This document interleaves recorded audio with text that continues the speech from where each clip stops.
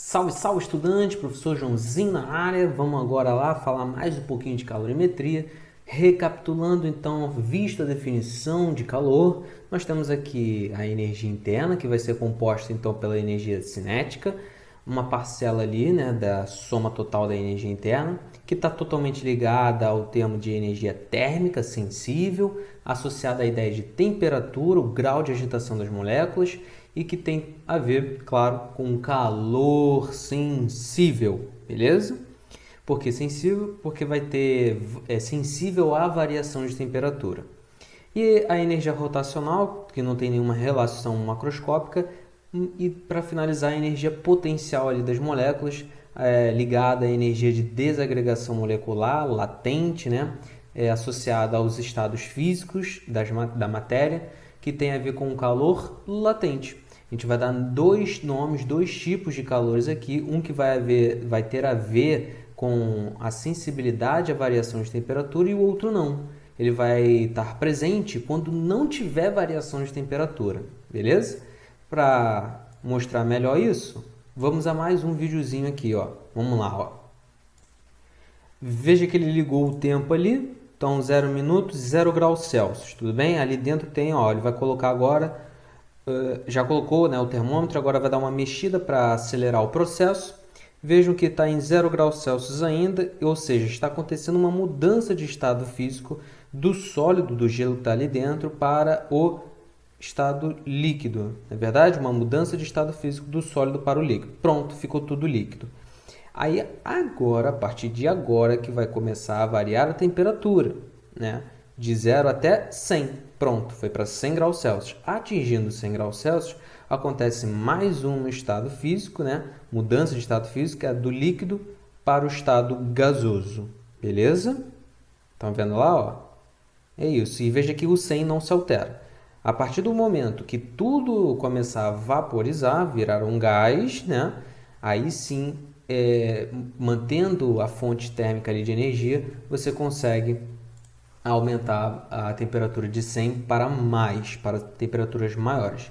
Então, nós podemos montar um gráfico, né, de temperatura em função da quantidade de calor que está sendo fornecida, tá bom? E aí nós temos assim, por exemplo, né, aqui vai ser só exemplo, gente. Você tem uma temperatura aqui negativa, sei lá, de menos 10.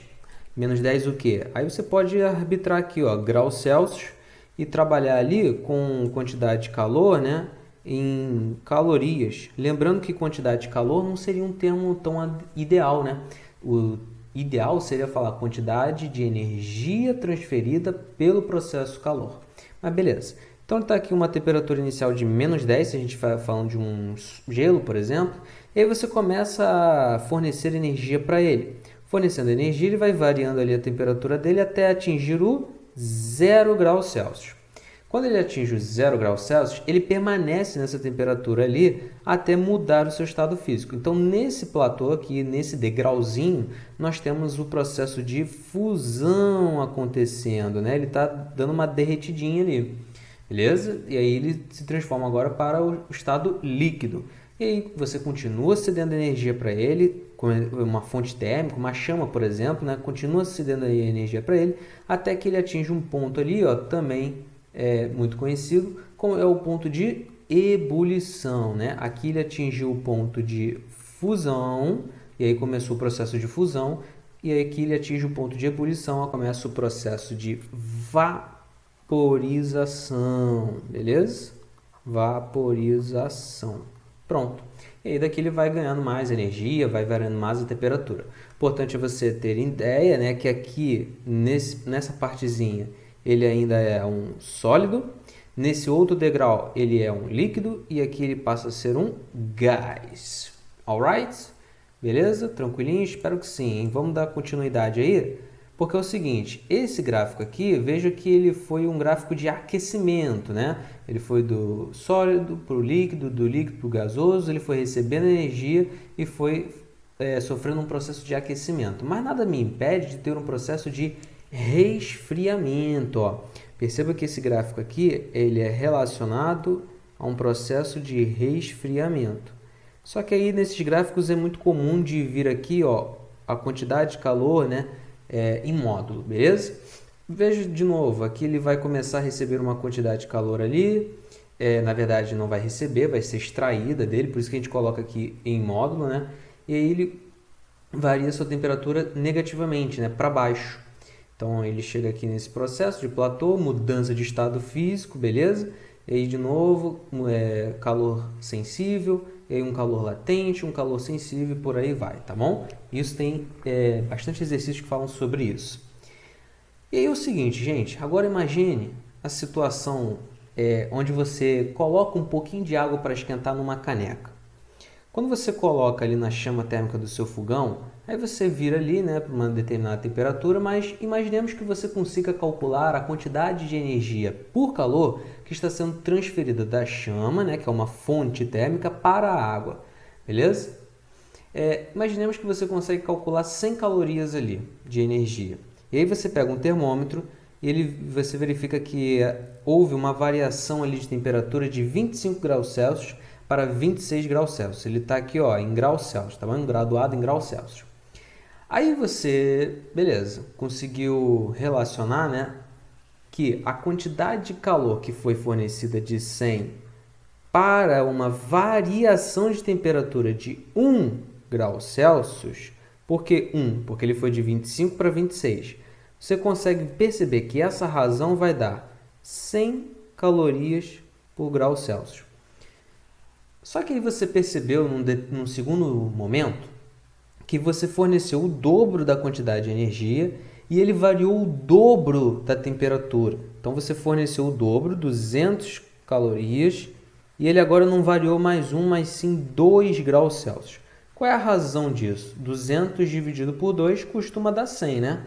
100 calorias por grau Celsius. Beleza? E aí você consegue definir a partir disso, através dessas proporções que são constantes, através dessa proporção que, verificada experimentalmente, que é constante, você consegue determinar, né, uma grandeza física chamada capacidade térmica, que eu costumo fazer esse C aqui estilizado, né, que é dada pela razão da quantidade de calor fornecida, transferida para o corpo, pela variação de temperatura, beleza? E aí você verifica aqui que as unidades, você já viu ali, né? Mas vamos lá, unidades usual, caloria por grau Celsius. Então aqui, a unidade usual de capacidade térmica, caloria por grau Celsius. É claro que isso aqui no SI seria caloria, como a gente está calculando uma quantidade de energia, isso aqui tem que sair em joule, né? E a unidade de temperatura no SI é o Kelvin, fazendo com que capacidade térmica saia em joule por Kelvin. Tranquilo? Prosseguindo, segunda ideia aqui que eu tenho para te mostrar é que, agora imagine que você, de novo, forneceu 100 calorias de energia ali para a chama térmica, variou de 25 para 26, né? Então você tem, já fizemos essa conta, você tem 100 calorias por grau Celsius. E aí você pegou uma super jarrona, percebam que eu estou falando não é da água, mas sim do recipiente, da caneca, né? Eu falei inicialmente, agora da jarrona. E aí você percebeu que para essa jarrona variar a mesma temperatura aqui, do 25 para 26, para ela variar 1 grau Celsius, você teve que fornecer 1000 e não 100 calorias. Então, 1000 calorias para variar 1 grau Celsius. Qual é essa razão? Qual é essa conta? 1000 calorias por grau Celsius. Veja então que capacidade térmica, né, da jarra, da jarrona, ela é maior do que a capacidade térmica da caneca. Sim, é uma propriedade ali, uma característica dos corpos, a capacidade térmica, tranquilo? Que é definida, de novo, pela razão da quantidade de calor recebida ali pelo corpo, pela variação de temperatura, tá bom? Dito isso, então nós temos aqui que a quantidade de energia transferida por calor sensível ou quantidade de calor sensível pode ser dada também por Q igual a C, onde esse C estilizado é a capacidade térmica, vezes a variação de temperatura. O que eu fiz aqui? Apenas peguei essa equação e multipliquei esses dois termos aqui, o C pelo ΔT. Deixei isolado o Q. Então tá lá, a quantidade de calor recebido é o produto da capacidade térmica do corpo pela variação de temperatura. E como nós vimos, né, a capacidade térmica, ela é uma grandeza extensiva. Onde que a gente viu isso? No exemplo da jarrona e da canequinha. A jarrona, né, tem uma massa ali maior do que a massa da canequinha. Então a gente pode dizer que ela é proporcional à massa do objeto em questão. E aí a gente pode tirar esse sinal, né, de proporcionalidade, isso aqui é um sinal da matemática de proporcionalidade, e colocar o sinal de igualdade desde que a gente coloque uma constante de proporcionalidade. O nome dessa constante aqui nesse caso vai ser o tal do calor específico, beleza? E é esse Czinho aqui, minúsculo. Então, calor específico, também chamado de capacidade térmica específica, ou um nome até mais apropriado, inércia térmica específica, vai ter um significado muito importante. O significado eu já vou te dizer agora, mas veja que a quantidade ali de calor recebido, então, ela pode ser escrita, né, em função do calor específico da seguinte maneira. Ó, a quantidade de calor recebida vai ser a massa dessa substância vezes o calor específico vezes a variação de temperatura. Ou então nós podemos isolar o calor específico e escrever quantidade de calor, né? Deixa eu botar aqui direitinho, a quantidade de calor recebido pelo corpo ali em questão, dividido pela massa, vezes a variação de temperatura. Vamos olhar as unidades? Unidade usual, caloria, a massa, geralmente em grama, a variação de temperatura em graus Celsius. Isso faz com que o calor específico saia na unidade usual em caloria por grama, grau Celsius. Se a gente analisar no SI, energia é joule, massa é quilograma, ΔT, variação de temperatura, é Kelvin, fazendo com que calor específico saia em joule por quilograma, Kelvin, beleza? Gente, o calor específico, né, ele tem uma definição muito importante. E aí a gente consegue entender essa definição dele a partir desse termo aqui, ó, inércia térmica específica. Por que esse nome é mais adequado, né? Lembra lá em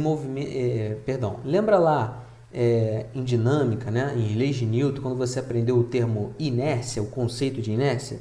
Inércia representava, né, a dificuldade com que os corpos tinham de variar o seu movimento. Isso lá na física 1, né, na mecânica. Aqui, na termologia, mais especificamente na calorimetria, a inércia térmica específica vai ter uma definição muito análoga, muito semelhante. Vai representar a dificuldade, né, a resistência com que uma substância oferece de variar, claro que não o movimento, mas sim de variar a sua temperatura. Então, a gente pode definir, né, a inércia térmica específica como sendo a dificuldade com que uma substância tem de variar a sua temperatura, beleza? Então, gente, prosseguindo aqui agora a ideia, vamos ver de fato, né, o que os exercícios cobram. Os exercícios costumam cobrar uma situação chamada de sistema termicamente isolado, STI, onde você vai ter um recipiente adiabático. Isso significa que não vai ter calor sendo trocado entre o ambiente externo com os dois corpos que a gente está considerando em questão, ou seja, só vai haver troca de energia pelo processo calor entre o corpo A e o corpo B. Então, se a gente verificar aqui, por exemplo, que o corpo A está com uma temperatura A e o corpo B está com uma temperatura B, onde eu vou supor, é uma hipótese, tá? Que a temperatura A seja maior do que a temperatura B. Isso significa que o fluxo vai se dar aqui, ó, de energia, né, de A para B. E aí, digamos que A tenha cedido, né, e, sei lá, 1000 calorias. E aí, como por definição, por convenção, melhor dizendo, quando a gente fala ceder na calorimetria, a gente tem que botar um sinal de menos aqui, tá? Significando que foi cedido, foi transferido. E quem ganha, né? Vou botar aqui, ó, QB. Quem ganha vai receber o sinal de mais. Mas já que a gente está se restringindo a A e B apenas trocando energia pelo processo calor, tudo que o A ceder significa que o B vai receber a mesma quantidade. Então, ele vai receber 1000 calorias, porque esse sistema está fechado termicamente falando, ele está isolado termicamente. Isso faz com que a gente escreva o seguinte: a quantidade de calor cedida por um corpo mais a quantidade de calor recebida pelo outro corpo, né? Recebido, tem que ser igual a zero. Veja que se a gente pegar menos 1000 e somar com mais 1000, deu zero, beleza? Então essa aqui ó, é uma expressão super, ultra, mega, plus de importante para você levar no seu coraçãozinho, tá bom? Que você vai resolver muitas questões com isso. Agora, é muito possível que a gente não tenha, né, um recipiente adiabático, que não troque calor. E aí a gente está falando de um tal de calorímetro. Calorímetro é um recipiente aqui, ó, onde você vai ter ali alguns fatores importantes, mas o fator mais importante ali é que ele é um recipiente que vai estar ali para variar, medir a temperatura, tá, do sistema. Então você pode ter ali ó, 3 corpos envolvidos, um corpo A, um corpo B e um corpo C. De propósito, o corpo C aqui eu vou falar que é o do calorímetro, beleza? Se o calorímetro não for ideal, se ele for real, para ele participar desse processo aqui, você vai ter que fazer a capacidade térmica dele vezes a variação de temperatura dele, beleza? Isso é a quantidade de calor que ele está recebendo dos outros componentes, dos outros integrantes ali, tá bom? Esse aqui, como vai ver a variação de temperatura, você vai fazer apenas pelo Quimiquete mesmo, tá bom? MC delta T. E é isso, gente. Continuando então, para finalizar, existe um outro tipo de calor chamado latente. Para falar dele, lembra vocês aqui ó, dos processos que existem de mudança de estado físico, né? Nós temos aqui ó, do sólido para o líquido um processo de fusão. Nós temos ao reverso do líquido para o sólido o processo de solidificação, beleza? Solidificação. Se a gente pegar do líquido para o gás, nós temos o processo de vaporização, não é verdade? Deixa eu escrever aqui, ó, vaporização. E ao contrário, do gás para o líquido, aí você pode chamar de condensação ou também de liquefação, né? E tem ainda do sólido diretamente para o gás, que a gente chama de sublimação, que é a mesma coisa também do gás para o sólido, também é chamado de sublimação, né? Alguns autores chamam de ressublimação, não tem muito por que ficar falando outros nomes, né? O que é importante é você dar um look no seguinte fator, né? Quando a pressão ela é constante, um corpo ele vai ter uma temperatura de fusão ou de solidificação constante, assim como ele vai ter uma temperatura de ebulição e de condensação constante também, quando a pressão for constante. Ou seja, se ela variar, essas temperaturas aqui que a gente chama de temperatura fixa, né, vão variar também. Isso vai ser importante quando a gente analisar aqui, por exemplo, esse caso, ó, quantidade de energia transferida por calor latente, ou então quantidade de calor latente. Para a gente definir essa grandeza, a gente tem que falar desse exemplo aqui que está a ver com a pressão, né? Quando a gente, por exemplo, lá no seu fogão, ao nível do mar, tá? E uma pressão atmosférica ali de 1 atm, a gente coloca um cubo de gelo, tá? E a gente oferece a ele uma energia de 80 calorias. Quando a gente oferece a ele uma energia de 80 calorias, a gente experimenta, tá? A gente verifica que 1 grama foi derretida. Eu estou analisando aqui, ó, a massa derretida, tá bom? Massa derretida. Quando você aumentou, dobrou, na verdade, a quantidade de energia ali fornecida ao gelo, você verificou que 2 gramas foram derretidas agora. Então, existe de novo uma proporcionalidade aqui entre a quantidade de energia transferida, né, e a massa envolvida. E a gente consegue definir agora a seguinte expressão: a quantidade de calor da transformação, né, ela é igual à massa que está sendo transformada, por isso eu fiz questão de botar aqui a derretida, né, vezes a constante de proporcionalidade, que é o tal do calor latente, ou melhor, o calor específico dessa transformação, que a gente chama vulgarmente de calor latente, tá bom? Esse aqui, ó, esse carinha aqui é o tal do, esse L, tá? É o tal do calor latente. Qual é a unidade dele? Se a gente verificar aqui, ó, esse aqui é energia, caloria. Massa é grama. Isso vai fazer com que o calor latente saia na unidade usual, caloria por grama. Mas se a gente analisar no SI, nós temos aqui joule para energia, quilograma para massa e joule por quilograma para o calor específico. Alright?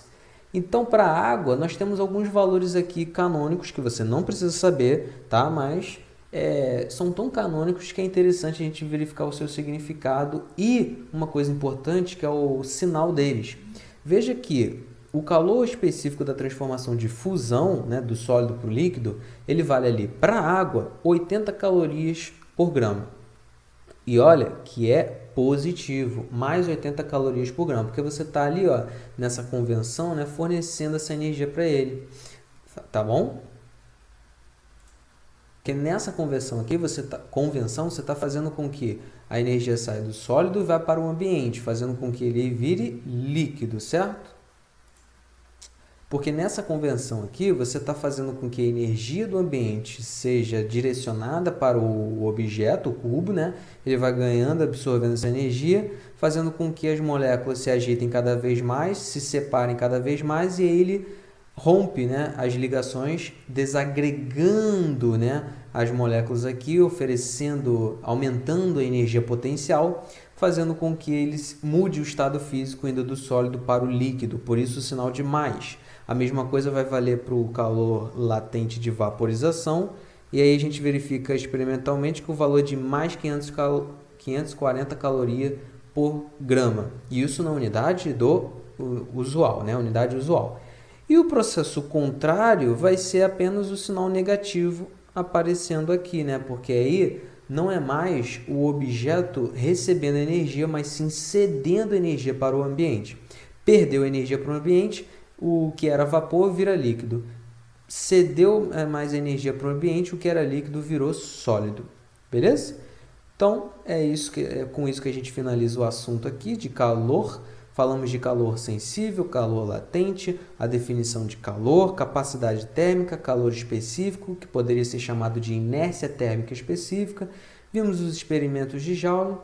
Espero que você tenha gostado. Vou ficando por aqui. Valeu, valeu. Fui!